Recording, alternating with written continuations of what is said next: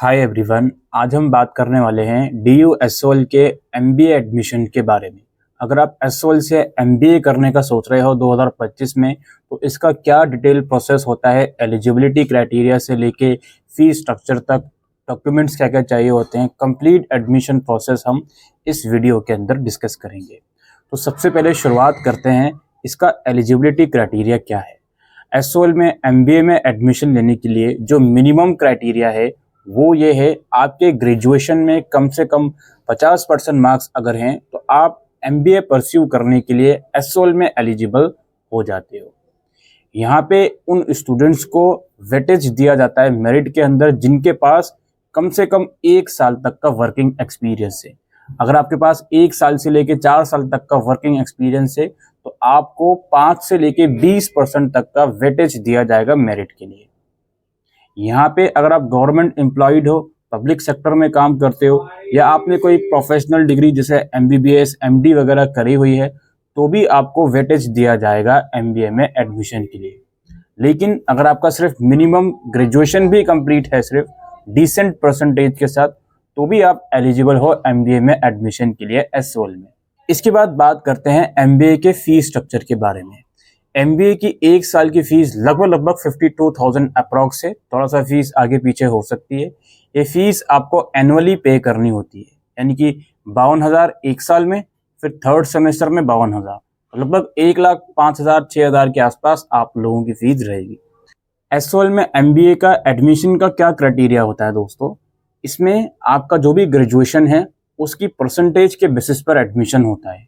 और जैसे कि मैंने कहा, अगर आपके पास कम से कम 1 साल तक का वर्किंग एक्सपीरियंस है तो आपको अकॉर्डिंगली वेटेज दिया जाता है मेरिट में, यानी कि परसेंटेज के अलावा वर्किंग एक्सपीरियंस वाले इंडिविजुअल जो हैं उन्हें वर्किंग एक्सपीरियंस का भी वेटेज मिलता है। और जिनके पास वर्किंग एक्सपीरियंस नहीं है उन्हें सिर्फ ग्रेजुएशन के मार्क्स के बेसिस पर एडमिशन दिए जाते हैं। इसके अलावा बात करते हैं MBA में कौन कौन से स्पेशलाइजेशन है SOL में। सबसे पहले तो MBA अगर आप SOL से कंप्लीट करते हो तो कंप्लीट करने के बाद आपकी डिग्री में कोई स्पेशलाइजेशन मेंशन नहीं होगी और MBA जनरल की डिग्री आपको SOL द्वारा दी जाएगी। और जब आप MBA के थर्ड और फोर्थ सेमेस्टर में आओगे तो उसमें आपको स्पेशलाइजेशन चूज करनी होती है। फर्स्ट ईयर में सेमेस्टर 1 और सेमेस्टर 2 में सभी बच्चों के पास कॉमन फिक्स्ड सब्जेक्ट्स होते हैं। इवन सेमेस्टर 3 एंड 4 में भी 3 सब्जेक्ट्स कॉमन होते हैं, लेकिन सेमेस्टर 3 एंड 4 में कुछ स्पेशलाइजेशन के बेसिस पर आपको सब्जेक्ट्स लेने होते हैं। SOL MBA में अगर हम बात करें, फाइनेंस में है, HR में है, मार्केटिंग में है, आप सेमेस्टर 3 या 4 में स्पेशलाइजेशन चूज कर सकते हो। कुछ एडिशनल पूल के भी सब्जेक्ट्स होते हैं, वो भी आप ले सकते हो। हमने स्पेशलाइजेशन के ऊपर एक डिटेल वीडियो बना रखी है, उस वीडियो का लिंक आपको डिस्क्रिप्शन बॉक्स में मिल जाएगा। लेकिन फर्स्ट ईयर में तो सारे बच्चों के पास कॉमन ही होते हैं सब्जेक्ट। जब आपका कोर्स कंप्लीट हो जाता है तो आपकी मार्कशीट है वो रिफ्लेक्ट करेगी कि आपने किस स्पेशलाइजेशन में MBA करा है, आपने सेमेस्टर 3 या 4 में कौन सा स्पेशलाइजेशन चूज करा है। मार्कशीट में जो सब्जेक्ट्स होते हैं उसको देखकर जो एक रिक्रूटर है वो आइडिया लगा सकता है, लेकिन डिग्री में आपका यही लिखा रहेगा कि इस बच्चे ने MBA करा है, उसके आगे कोई स्पेशलाइजेशन स्पेसिफिकली मेंशन नहीं होती है। इसके अलावा जो हमने फीस स्ट्रक्चर MBA की डिस्कस करी है, इसमें कुछ कंसेशन भी मिलता है। Concession at the time of admission नहीं मिलेगा। एडमिशन जब आपका हो जाता है MBA में, उसके बाद कुछ फॉर्म वगैरह निकाले जाते हैं फाइनेंशियल सपोर्ट स्कीम करके, उसमें बच्चों को 50% तक का या 100% तक का रिलैक्सेशन फीस में दिया जाता है। उसकी डिटेल इन्फॉर्मेशन आने वाले टाइम में जब आपका एडमिशन हो जाएगा तो बाद में भी आपको दी जाएगी। इसके बाद बात करते हैं MBA में एडमिशन का प्रोसेस किस किस स्टेप से होते हुए गुजरता है और इसमें डॉक्यूमेंट्स की क्या बात होती है, और भी कुछ इंपॉर्टेंट बातें हम MBA कोर्स को लेकर डिस्कस करना चाहते हैं। सबसे पहले एडमिशन प्रोसेस की बात करते हैं। सबसे पहला काम MBA में एडमिशन के लिए ये होता है, आपको रजिस्ट्रेशन फॉर्म MBA का भरना होता है, जिसमें आपको अपनी बेसिक डिटेल, एकेडमिक डिटेल्स, आपका कोई एक्सपीरियंस है तो उसकी डिटेल्स, एजुकेशन क्वालिफिकेशन डिटेल्स और डॉक्यूमेंट्स वगैरह आपको अपलोड करने होते हैं। MBA में वो बच्चे भी एडमिशन के लिए एलिजिबल हैं जिनका ग्रेजुएशन का रिजल्ट अवेटेड होता है, यानी कि फाइनल ईयर वाले बच्चे भी एडमिशन के लिए एलिजिबल होते हैं। अब डॉक्यूमेंट्स की जहाँ तक बात है, पहले उसको समझते हैं। आपको simply photograph, signature, 10th 12th की मार्कशीट, ग्रेजुएशन की मार्कशीट, अगर अपियरिंग स्टूडेंट हो, रिजल्ट अवेटेड वाले हो, तो सेमेस्टर 5 तक की मार्कशीट चल जाएगी। इसके अलावा आपका कैंसिल चेक लगता है, कोई फीस रिफंड अगर बाद में होती है अगर आप कैंसिल करवाते हो तो। इसके अलावा अगर आपका कोई वर्किंग एक्सपीरियंस है तो उसका डॉक्यूमेंट आप लगा सकते हो, और यही बेसिक से डॉक्यूमेंट्स होते हैं जो चाहिए होते हैं। तो एडमिशन प्रोसेस के अंदर सबसे पहले आपको रजिस्ट्रेशन फॉर्म भरना होता है, डॉक्यूमेंट्स जो मैंने आपको बताया ये अपलोड करने होते हैं, और इसके बाद फिर एसओएल क्या करता है, मेरिट लिस्ट निकालता है। एसओएल पहली मेरिट लिस्ट निकालेगा जिसमें ये बताएगा किन किन बच्चों का पहली मेरिट लिस्ट में नाम है।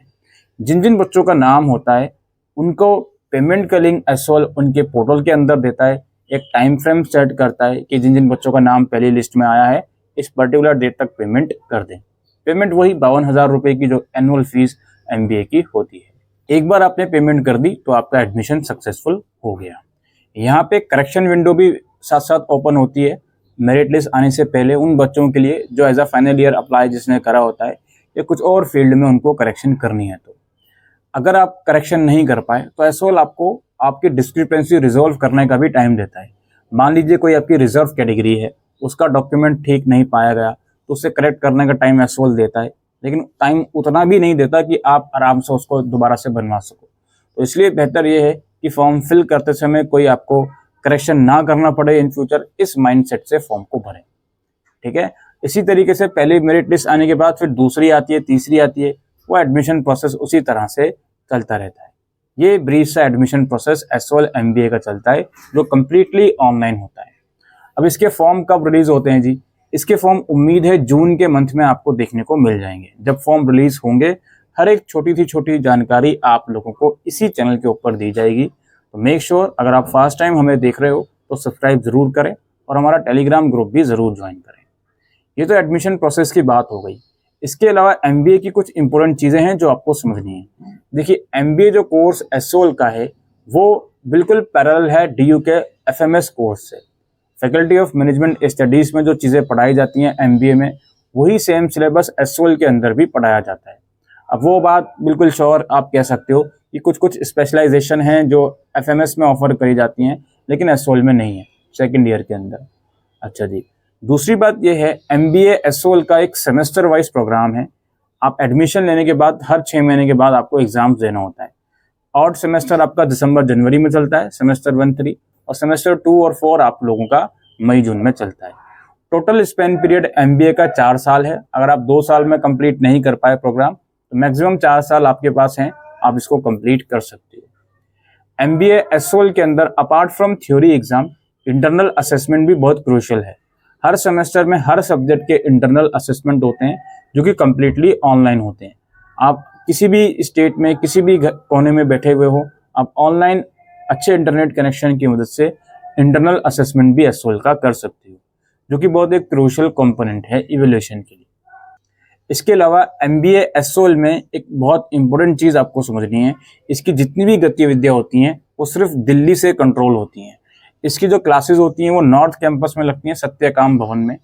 क्लासेस ऑल्दो मैंडेटरी तो नहीं होती, लेकिन आप एक प्रोफेशनल कोर्स में इनरोल करने जा रहे हो तो ये हाईली रिकमेंडेड है एडमिशन के बाद क्लासेस प्लीज़ रेगुलर इंटरवल पर आप लोग अटेंड करें।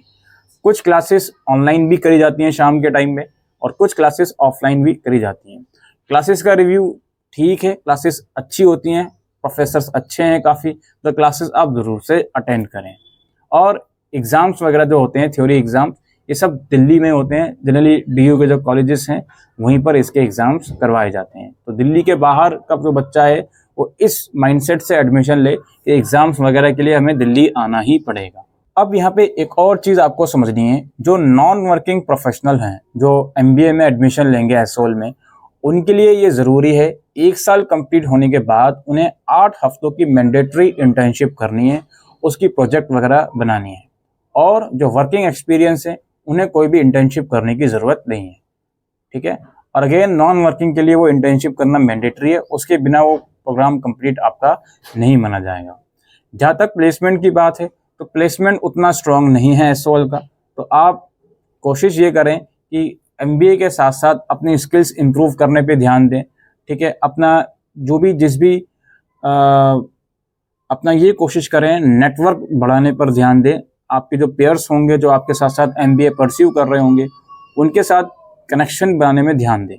प्लेसमेंट पर इतना ध्यान नहीं दें क्योंकि प्लेसमेंट उतना अच्छा नहीं है, ठीक है, ये बिल्कुल क्लियर कट बात है।